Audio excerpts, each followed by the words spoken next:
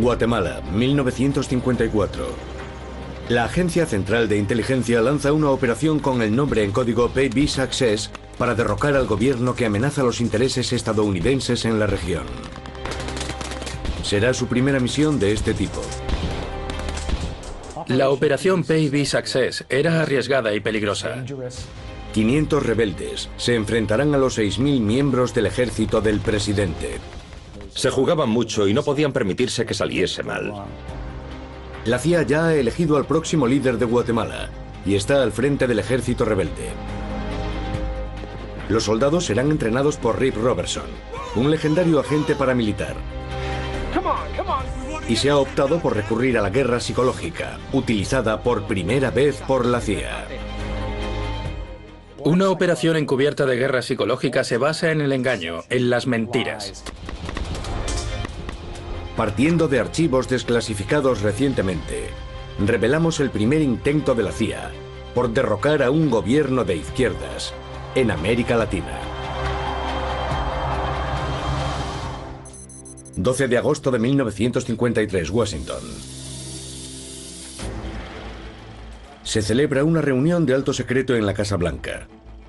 Su objetivo: hacer frente a una nueva amenaza a la seguridad del país. Un pequeño país de Centroamérica, Guatemala. A ella asisten los hombres más poderosos de los Estados Unidos. El presidente Dwight Eisenhower, su secretario de Estado, y Allen Dulles, director de la Agencia Central de Inteligencia. Eisenhower dirigía el gobierno de forma muy clandestina. Y entre los tres idearon muchas estrategias que aplicaron en todo el mundo. Y tienen un nuevo problema. Un país a menos de 1.300 kilómetros de la frontera sur de los Estados Unidos, Guatemala, ha elegido recientemente a un líder con vínculos comunistas bien conocidos, Jacobo Arbenz Guzmán. Arbenz ya ha comenzado a amenazar los intereses estadounidenses. Su gobierno confisca miles de hectáreas de la empresa multinacional United Fruits. A eso se sumaba ser una amenaza para la seguridad nacional de los Estados Unidos de América. Con la Guerra Fría bien avanzada, la gran preocupación en Washington es impedir que el comunismo se propague por todo el mundo, y más concretamente por el hemisferio occidental. La CIA comenzó a ver comunistas por todas partes. Y estaban dispuestos a utilizar sus tropas para arrebatarles el poder. La decisión está tomada. Deben derrocar a Arbenz. La CIA deseaba una operación para derrocar al gobierno de Guatemala. Presentan al presidente un documento de alto secreto que contiene un plan extraordinario. La llamada operación Baby Success. Le resumieron cómo se podía derrocar un régimen establecido sin utilizar tropas estadounidenses. El plan es apoyar secretamente un levantamiento armado contra Arbenz, el líder de Guatemala elegido democráticamente, y derrocarlo mediante un golpe de Estado. Pero Eisenhower duda. Debe impedir que se pueda relacionar el complot de la CIA con el presidente de los Estados Unidos. ¿Por qué tenían los Estados Unidos tanto miedo a verse involucrados? La operación podía ser percibida como el derrocamiento de un gobierno elegido democráticamente, una violación de los principios del tratado que habían firmado ante las Naciones Unidas. Habría dañado la reputación de los ideales estadounidenses. Nadie podía atribuir la operación al presidente.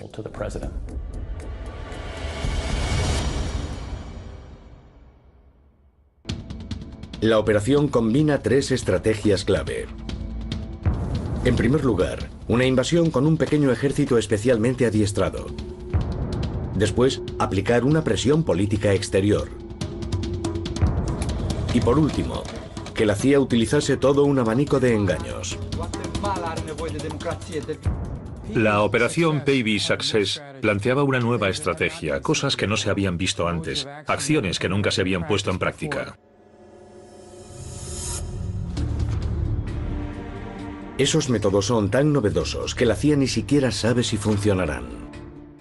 Era peligroso porque nadie sabía exactamente lo que iba a suceder. Consideran que la operación solo tiene un 40% de probabilidades de éxito. La CIA tuvo que planear rápidamente una operación encubierta y factible. Eisenhower dijo, adelante, debemos hacerlo. Creo que funcionará y creo que es importante hacerlo.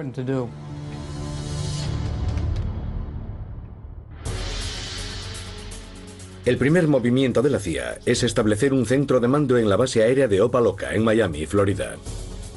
Centro secreto de mando Opa-locka, Miami. El centro de mando es tan secreto que solo unos pocos hombres que trabajan directamente a las órdenes directas del presidente conocen su ubicación. ¿Por qué Miami? En primer lugar, porque estaba lejos de Washington. Si lo hacían desde Washington, toda la operación podía salir a la luz. Con el centro de mando preparado, la CIA necesita un hombre de paja que pueda liderar un ejército rebelde contra el presidente de Guatemala. El líder tenía que ser alguien maleable, que obedeciese las órdenes de la CIA y fuese leal al gobierno de los Estados Unidos. La CIA apuesta por un hombre llamado Carlos Castillo Armas. Armas es un coronel guatemalteco carismático y ambicioso. 3 años antes había participado en un golpe militar fallido. Había sido encarcelado. Y según los rumores, había conseguido escapar mediante un plan muy audaz. La CIA lo encuentra viviendo exiliado en Honduras. La CIA había decidido que era el candidato perfecto para dirigir el ataque y, a través de él, restablecer el control estadounidense sobre Guatemala.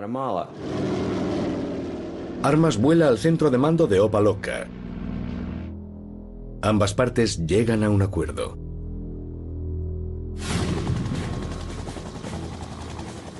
El siguiente reto es crear una fuerza guerrillera rebelde que liderará el levantamiento. La CIA establece una base secreta de entrenamiento en las selvas de América Central. Honduras, América Central. El hombre elegido para entrenar al ejército secreto es Rip Robertson, un antiguo especialista en operaciones paramilitares encubiertas. Le encantaba estar en la selva. Algunas personas se crecen en ella. Un verdadero guerrero nunca deja de estar en guerra y así era Robertson. A Rip Robertson le encantaban ese tipo de cosas. Había nacido para hacerlas. Y que le pagasen por actuar con la protección del gobierno de los Estados Unidos debió de parecerle el paraíso. Campo de entrenamiento del ejército rebelde, Honduras. En enero de 1954 comienza el período de adiestramiento. Ordenan a Robertson convertir a aquellos hombres en una fuerza de combate bien adiestrada, en 6 meses. Se trataba de exiliados guatemaltecos, reclutados en otros países de América Central. Entre ellos había mercenarios profesionales. Mantener el número de efectivos por debajo de los 400 hombres permite adiestrarlos en secreto.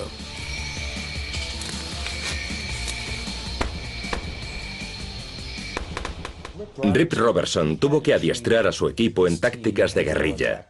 Como dicen en el mundo de las operaciones especiales, poder entrar, causar el daño deseado y salir sin ser detectado. Robertson los adiestra para que dominen el sabotaje, los explosivos y diverso armamento. Implanta un agotador programa de ejercicio físico que les permitirá avanzar por los complicados terrenos de Guatemala.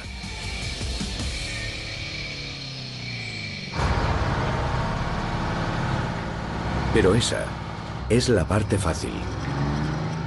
Armas y su grupo de mercenarios deben ahora enfrentarse a un oponente formidable: el ejército de Guatemala. Guatemala tenía el mayor ejército y la fuerza policial más numerosa de Centroamérica. Contaba con 6.000 hombres en su ejército y 3.000 en la fuerza policial, cifras muy superiores a las de cualquier otro país centroamericano. Por el momento, el ejército permanece leal a Arbenz, su líder recién elegido, quien cuenta con el apoyo del pueblo guatemalteco. Arbenz también es un experto general. El propio Arbenz era un militar respetado, considerado brillante y culto por la propia CIA. Contra un oponente tan popular y poderoso y su leal ejército, las probabilidades de éxito de la CIA parecen muy escasas. La gran pregunta era cómo vencer con un ejército rebelde de 200 o 400 hombres a otro de 5.000 o 6.000. La CIA cree tener la respuesta. Un arma secreta desarrollada de forma encubierta dentro de la agencia, que no se había probado tan cerca del territorio estadounidense. Hasta el momento.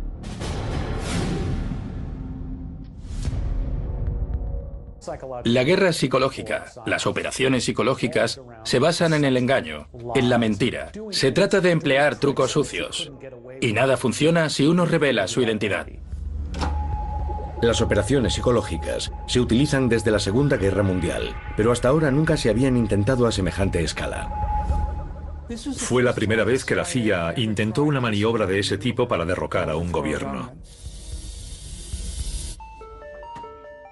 La CIA recluta al experto locutor de radio y relaciones públicas David Atlee Phillips para ejecutar la fase psicológica de la operación. Es la denominada Operación Sherwood. Su objetivo era minar la popularidad del presidente para que perdiese todos sus apoyos. Lo que hicieron fue crear una emisora de radio clandestina. La llamaron Radio Liberación. La idea era presentar esa emisora de radio como la voz secreta del Ejército de Liberación, que estaba a punto de llegar para liberar al pueblo de Guatemala. Estudio de grabación Opa-locka, Miami. La primera fase de la operación tendrá lugar en Opa-locka. Phillips cuenta con la ayuda de dos locutores guatemaltecos que figuran en los archivos desclasificados como Mario y Pepe. Como parte de la ofensiva psicológica, deben grabar cientos de horas de programas radiofónicos que posteriormente se emitirán en la propia Guatemala. Una de las primeras preguntas que se plantean los agentes de la CIA es ¿a quién nos dirigimos? Phillips ha de escoger entre dirigirse al pueblo guatemalteco, a la élite intelectual o incluso a los líderes religiosos. A todos ellos, pero nuestro principal objetivo es el ejército. El ejército y los generales son el objetivo fundamental. Phillips sabe que los generales y los mandos superiores son el mayor obstáculo. Todo contribuye al objetivo central de las operaciones psicológicas encubiertas, que es abrir una brecha entre Arbenz y el ejército. Phillips elabora una serie de programas de radio diseñados para distanciar al ejército de su líder. Uno se llamaba Lo acusamos de alta traición. En él acusaban a Arbenz de haber abandonado el ejército, de haberlo traicionado, de ser un traidor contra el que había que actuar inmediatamente. El objetivo de los programas sobre esa traición es sembrar la idea de que los oficiales partidarios del gobierno recibirán un tratamiento severo después del golpe de Estado. Aquí siguen más nombres para añadir a la lista negra de los traidores a la patria.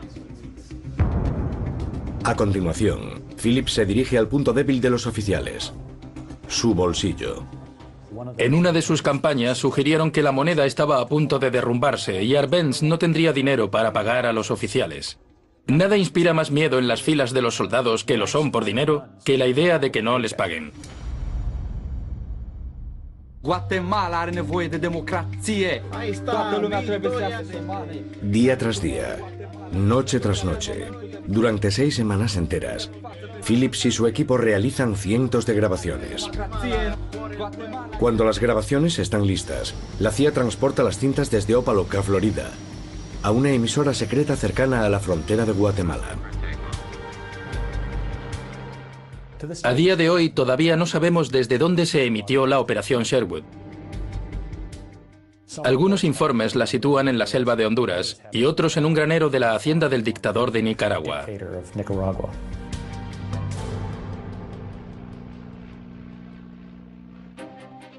1 de mayo de 1954, menos de 3 meses después de que Phillips fuese reclutado, Radio Liberación comienza a emitir. Radio Liberación, transmitiendo desde una ubicación secreta al interno de la República. Desde una ubicación transmitirá 2 veces al día. La propaganda de los programas radiofónicos grabados en Opa-locka es escuchada por decenas de miles de oyentes de toda Guatemala, que ignoran que se trata de un complot de la CIA.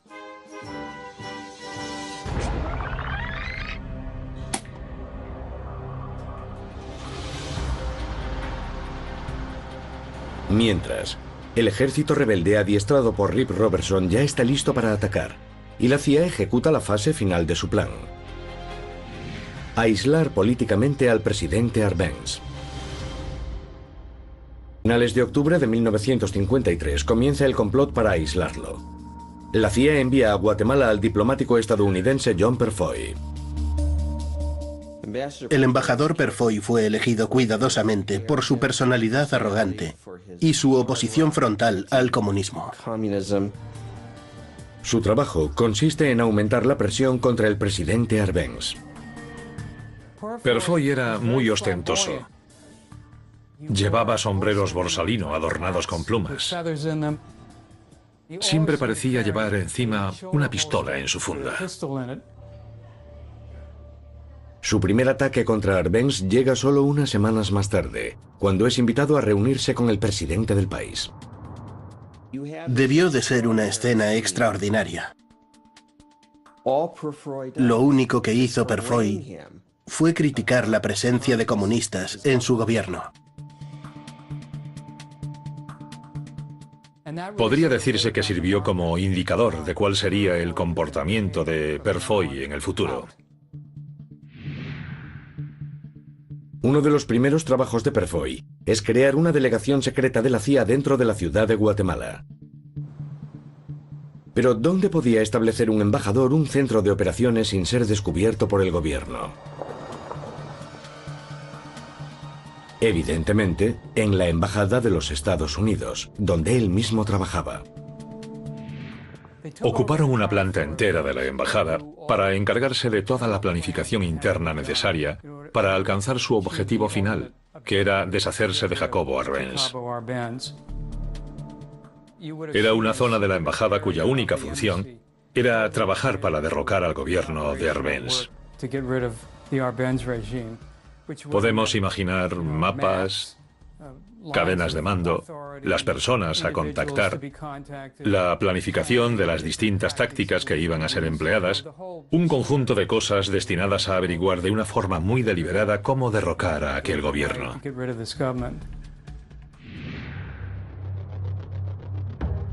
Una vez establecida la base de la CIA en la embajada, Perfoy comienza a investigar qué miembros de la élite guatemalteca podrían ponerse en contra de su propio gobierno.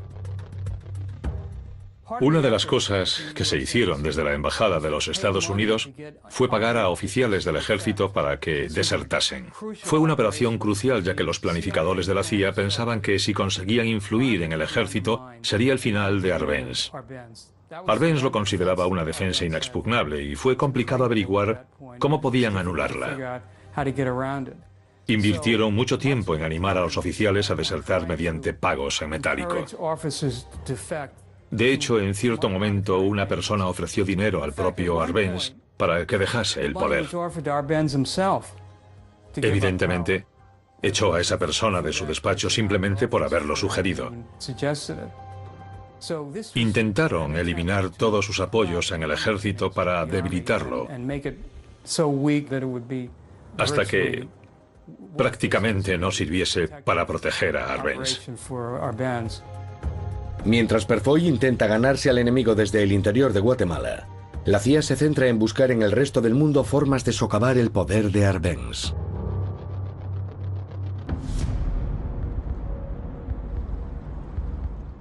La CIA necesita un gran acontecimiento. Un incidente político tan grave que permita a los Estados Unidos desencadenar un gran ataque político contra Arbenz. Buscaban algo que justificase lo que estaban a punto de hacer. Y lo encontraron por sorpresa. El golpe de suerte de la CIA no se produce en Guatemala, sino a 10.000 kilómetros de distancia, en un país comunista de la Europa del Este.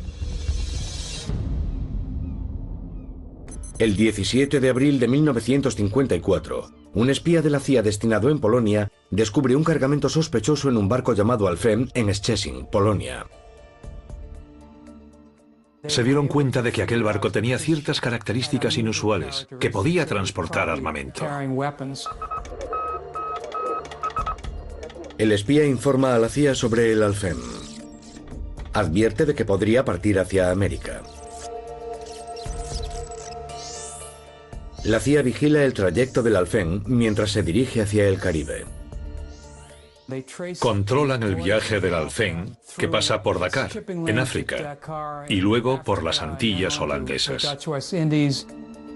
Pero después de 3 semanas, de repente, vira hacia el sur. Para su sorpresa y satisfacción, su destino es Puerto Barrios, en Guatemala.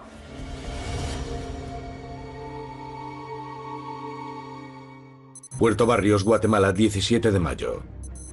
4 semanas más tarde, cuando atraca el Alfén, la CIA consigue de su cargamento todas las pruebas que necesita. En total son 2.000 toneladas de armas ligeras como fusiles, ametralladoras y morteros. Consiguieron una prueba de que los comunistas se estaban infiltrando en aquel país y una justificación para invadirlo. Eisenhower dispone de toda la munición diplomática que necesita para desatar una tormenta política contra Arbenz. En respuesta al cargamento de armas, envía buques, aviones y submarinos del ejército para patrullar la costa de Guatemala. Utilizaron todo su arsenal para derrocar al gobierno de Guatemala. Eisenhower estaba decidido a conseguirlo.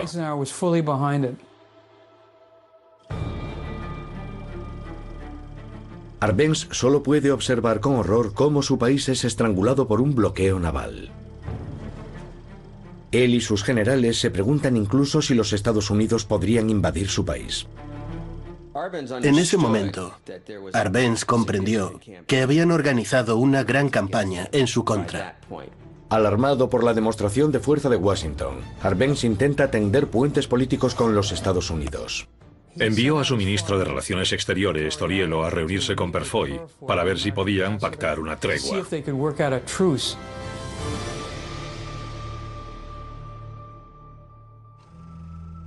Pero lo último que desea la CIA en esos momentos es una tregua. La operación PB Success tiene un único objetivo: un cambio de régimen.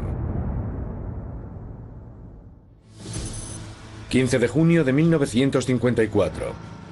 El ejército rebelde formado por 500 hombres es transportado hasta bases ofensivas más avanzadas, cerca de la frontera con Guatemala. Las tropas son desplegadas en 5 puntos ofensivos a lo largo de la frontera oriental de Guatemala. Al dividirlas en 5, la CIA pretende crear la ilusión de un ejército mucho mayor de lo que realmente es. Intentaban hacerles creer que se trataba de un ataque a gran escala desde la costa del Pacífico, la del Atlántico y los países vecinos, que destruiría todas las defensas de Guatemala y permitiría a Castillo Armas hacerse con el poder.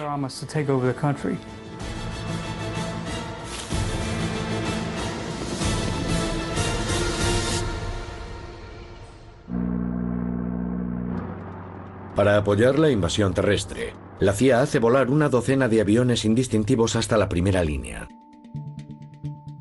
Fueron pilotados por oficiales de las Fuerzas Aéreas de los Estados Unidos que hasta ahora no han sido identificados. Desde la perspectiva de la psicología militar, el uso de aviones era tremendamente importante. Los aviones no solo apoyarán a las tropas, también desempeñarán un papel psicológico clave, ya que intensificarán la ilusión de una gran invasión.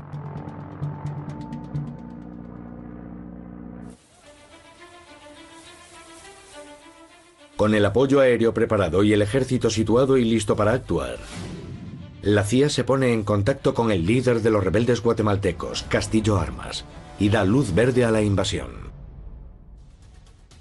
Se jugaban mucho y no podían permitirse que saliese mal. 18 de junio de 1954. Comienza el golpe de Estado. A última hora de la tarde, el líder del golpe, Castillo Armas, se encuentra en una carretera remota cerca de la frontera de Guatemala.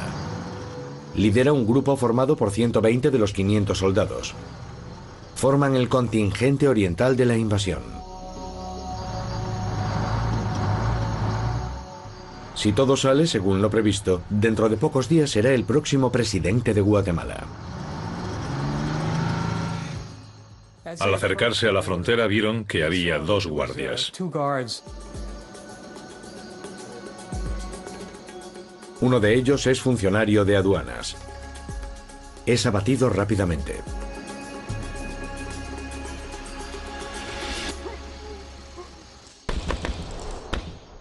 Se oyó el primer disparo del intento de golpe de Estado. A partir de ahí, el caos.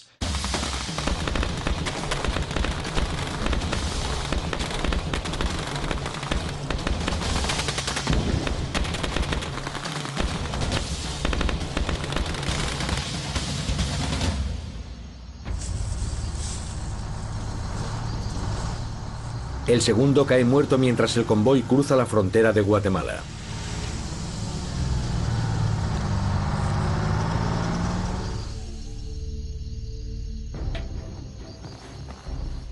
El plan es continuar avanzando a pie. La CIA ha optado por un ataque de guerrillas para ocultar el verdadero número de soldados. Cuanto más tiempo pudiesen hacer creer al ejército que se enfrentaba a miles de personas, mayor sería su ventaja. Los hombres de armas avanzan por terrenos abruptos durante 3 días enteros. Es difícil orientarse en la espesura de la selva. Y además caían lluvias torrenciales.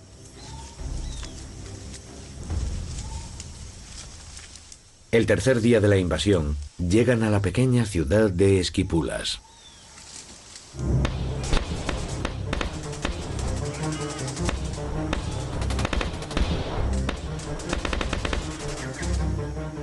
Tras una breve batalla con policías locales, Castillo Armas consigue su primera victoria. Los habitantes de Esquipulas debieron de quedar conmocionados al ver aparecer aquellas guerrillas en la Plaza Mayor. Algunos de los soldados entregaron armas a varios de los desconcertados vecinos del pueblo para dar la impresión de que se estaban uniendo a Castillo Armas para derrocar a Arbenz. Mientras tanto, 160 kilómetros al norte de la posición de Armas, el segundo contingente de la invasión cruza la frontera. En Gualán se topan con una guarnición del ejército. Gualán, oeste de Guatemala.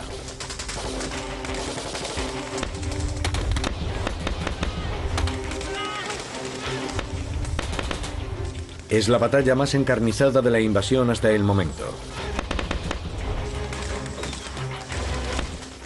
Dura 36 horas. Es la primera gran prueba para los mercenarios de la CIA entrenados por Rip Robertson. O los matas o intentarán matarte. Era cuestión de vida o muerte. Pero la situación empeora.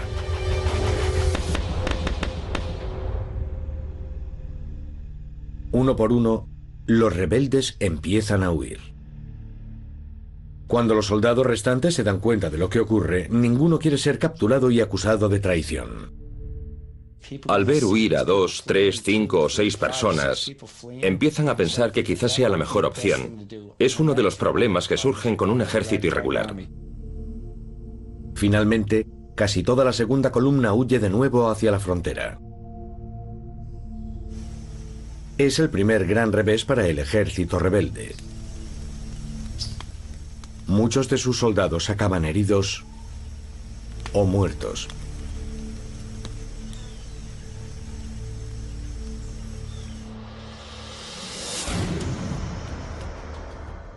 En Washington, la situación está a punto de empeorar.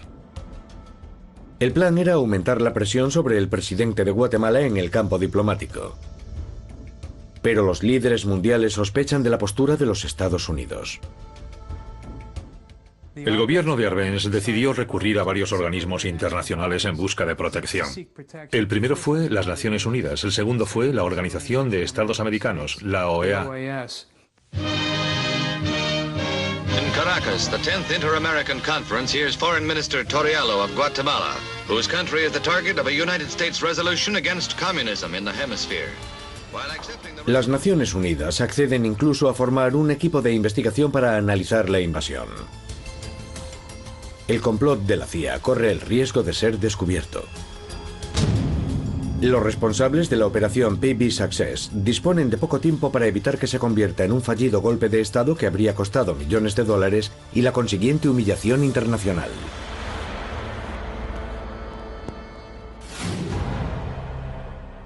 En Guatemala, las siguientes fases de la invasión van de mal en peor. El tercer destacamento de la invasión, que parte de El Salvador, ni siquiera llega a entrar en Guatemala. 60 rebeldes son detenidos mientras intentan cruzar la frontera. El cuarto destacamento, encargado de atacar Puerto Barrios en el norte del país, es derrotado por trabajadores portuarios armados. La situación parecía cada vez peor. Y no son las únicas malas noticias que recibe la CIA. Ni siquiera los ataques aéreos logran alcanzar sus objetivos. Casi todos los aviones de combate están inutilizados por averías mecánicas. El ataque aéreo quedó reducido a un 50 o un 60%. Como resultado, el ejército invasor prácticamente perdió todo su apoyo aéreo y a la CIA le preocupaba que no fuese capaz de vencer sin esa demostración de fuerza. El vital apoyo aéreo sigue en tierra y el levantamiento de armas solo ha conseguido adentrarse 10 kilómetros en el país. Toda la operación pende de un hilo. Solo los altos mandos de la CIA sabían lo cerca que estaba la operación de acabar en fracaso.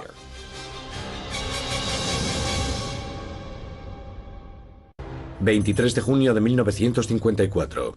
Pocos días después de iniciado el ataque, la CIA recibe de los servicios de inteligencia un informe secreto, hoy desclasificado, en el que decía: no sabemos cómo va a acabar todo esto. Si el ejército permanece fiel a Arbenz, todo está perdido.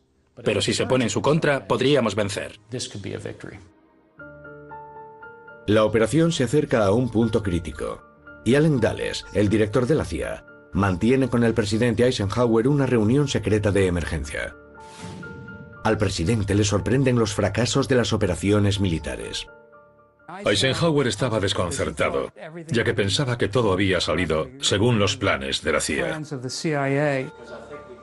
Dulles le dice directamente que la única opción de invertir la catastrófica invasión es que el propio presidente autorice un pequeño contingente de los mejores aviones de combate de los Estados Unidos. Así que le pregunta a Dulles: ¿realmente puedes ganar si te doy 2 aviones más? Y Dulles le contestó: creo que tendríamos un 20% de probabilidades. Y después de unos segundos Eisenhower le dijo: vale, te los daré.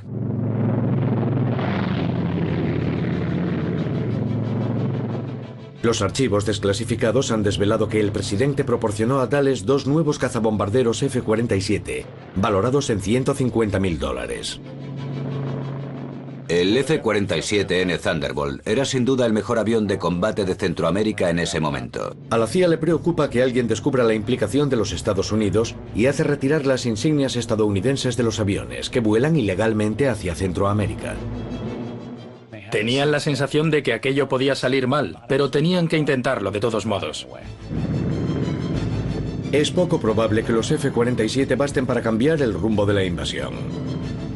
Pero la CIA todavía guarda otro as en la manga: la guerra psicológica.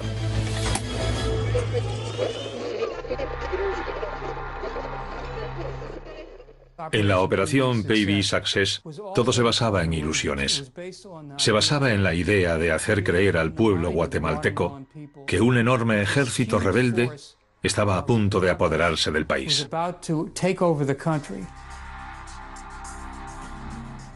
La CIA aumenta la frecuencia de las transmisiones de Radio Liberación y comienza a emitir continuamente boletines de noticias que hablan de una invasión devastadora. Si sintonizabas aquella emisora, oías una historia tras otra sobre las victorias de los rebeldes. Podías oír hablar de vías de tren bombardeadas, depósitos de alimentos saboteados. Pero la realidad era totalmente diferente. El ejército de armas estaba a cientos de kilómetros de distancia.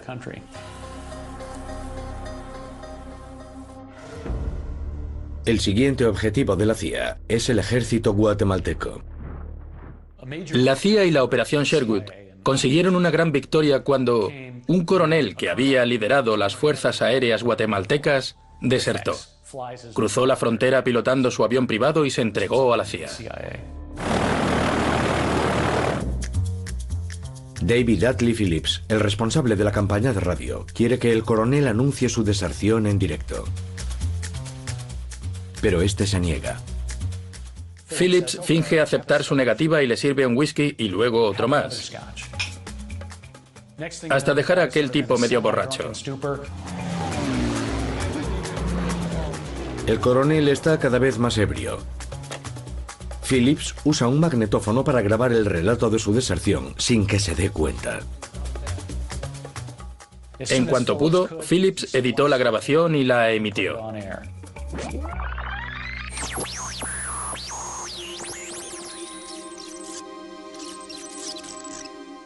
No solo los demás oficiales de las fuerzas aéreas escuchan la grabación.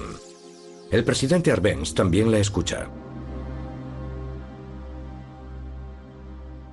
Ordena inmediatamente que las fuerzas aéreas guatemaltecas permanezcan en tierra temiendo que otros mandos decidan desertar. Fue un gran triunfo de la Operación Sherwood.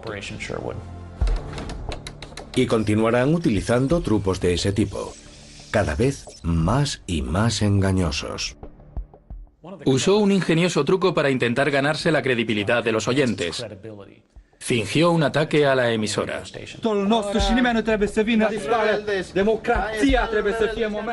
Los que la tenían sintonizada estaban oyendo una emisión normal y de repente oyeron gritos, chillidos, niños que lloraban. Y entonces cortó la emisión. Se hizo el silencio. Pero todo es un engaño para que los oyentes crean que la emisora clandestina ha conseguido volver a emitir. Al día siguiente, la radio vuelve a emitir con un tono triunfal, como diciendo: hemos vuelto. 23 de junio de 1954, Ciudad de Guatemala. El siguiente engaño se produce cuando dos nuevos F-47 llegan a Guatemala. 6 días después de iniciarse la invasión, comienza el ataque aéreo.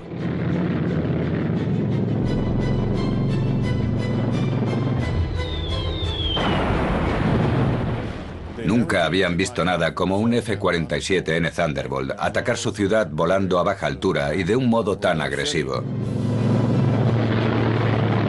Cuando escuchamos los aviones, mi madre se asustó mucho y nos metió a todos debajo de la cama. Fue bastante complicado el momento. No habíamos vivido una guerra nosotros.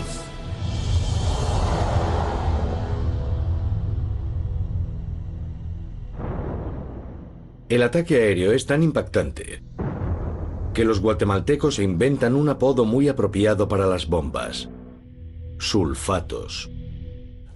Sulfato era el término que usaban para referirse a un laxante, algo que te hace ir al retrete. Ese era el efecto que producían en la población de Guatemala. Y tras las bombas, las ametralladoras. Probablemente sea una de las experiencias más aterradoras que una persona puede sufrir en tierra.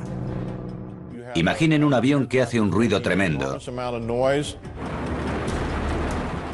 del que parece imposible alejarse, que viene directamente hacia ti, con sus armas rugiendo en sus alas. Era pánico, no era el miedo normal, era algo muy pavoroso. Imaginen una escena así en Guatemala, un país que no había experimentado bombardeos aterradores. De repente llega un avión volando bajo, con los motores rugiendo, dejando caer explosivos, y oyes cerca de ti un ruido tremendo.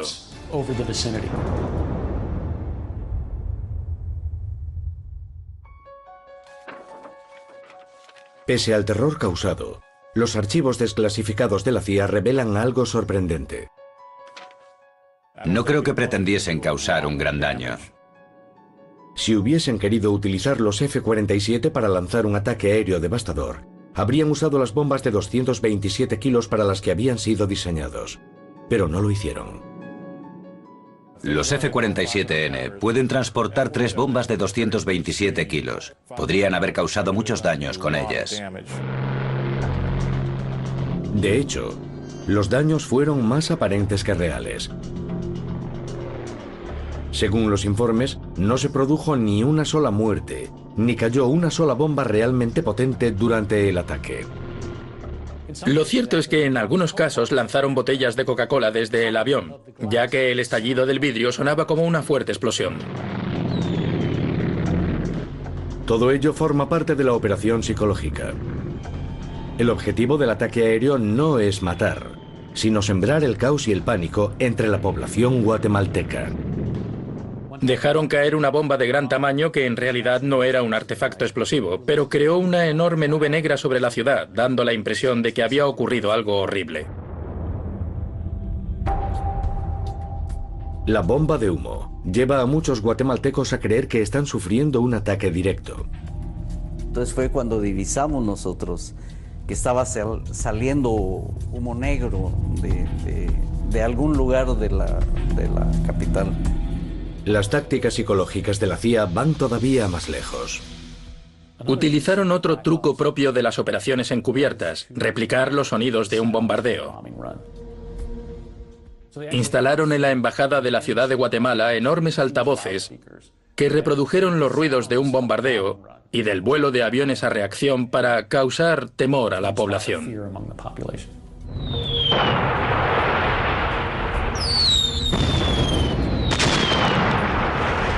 Lo que hablaba la gente mayor era que iban a matar a mucha gente y que era mejor no participar más en la defensa del gobierno.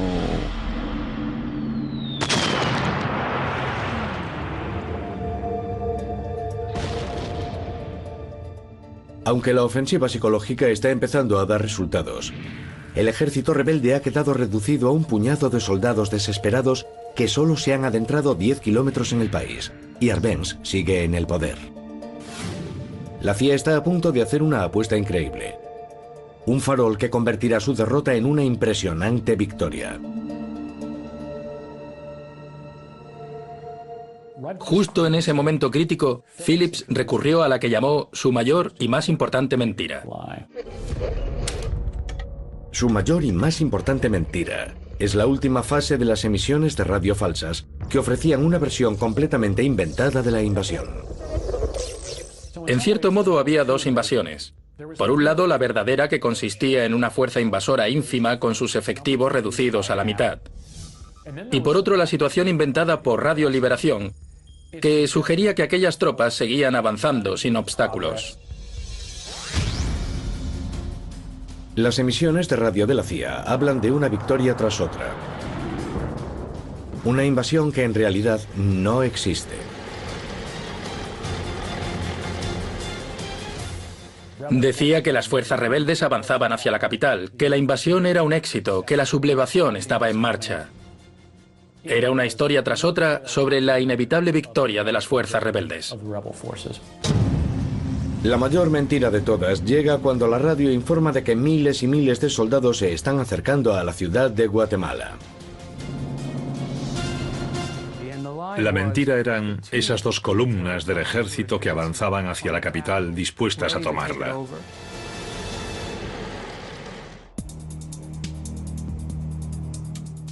La apuesta por la gran mentira da sus frutos. Miles de guatemaltecos huyeron de la ciudad, la circulación quedó colapsada. La ciudad se fue paralizando poco a poco. Y la gente se fue a la periferia de la ciudad. Y se evacuaron las familias. El momento crítico de la gran mentira llega cuando los altos mandos dan la espalda al presidente de Guatemala. El gran momento de la operación psicológica encubierta llega cuando varios coroneles del ejército dejan claro a Arbenz que no permanecerán a su lado. Básicamente le dicen: tú y tus amigos comunistas nos habéis creado problemas con los estadounidenses y ahora debes dimitir. Uno a uno, los oficiales que rodean a Arbenz se distancian de un presidente cada vez más aislado. Imaginen a los coroneles del ejército de Guatemala escuchando las noticias sobre aquellas operaciones militares y preguntándose, ¿dónde acabaré? ¿Dónde estaré cuando la situación se calme? La presión sobre Arbenz, políticamente aislado, alcanza grandes dimensiones. No solo teme la derrota a manos de Armas, su gran enemigo. Teme también la aterradora posibilidad de que sean los Estados Unidos quienes estén detrás de él. La cuestión no era si luchaban contra Castillo Armas y sus hombres, sino si eran los Estados Unidos quienes amenazaban con invadir el país y a quienes tendrían que enfrentarse. Estaba sentado en el despacho presidencial desconcertado y sin saber qué debía hacer. Se había derrumbado interiormente. La CIA había conseguido minarlo. Y ese fue realmente el final de su mandato. Con los mandos del ejército en su contra, Arbenz dimite el 27 de junio. No pudo soportarlo. Las presiones psicológicas eran demasiado grandes.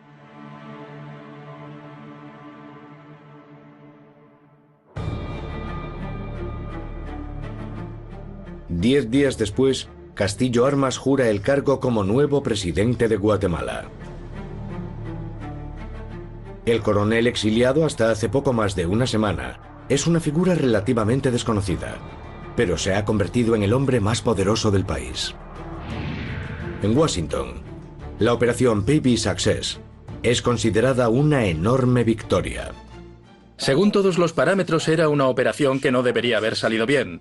Y fue posible gracias a la audacia, la voluntad y, en cierto modo, a una disparatada falta de prudencia. La operación Baby Success fue un engaño brillante. Uno de los grandes logros del engaño artístico realizados por la CIA. La operación Baby Success demostró que la guerra psicológica podía ser utilizada como un arma letal y eficaz. Engañó a un país entero y consiguió derrocar a un presidente. Dentro de la CIA, Baby Success se convierte en el modelo para futuros cambios de régimen en todo el mundo.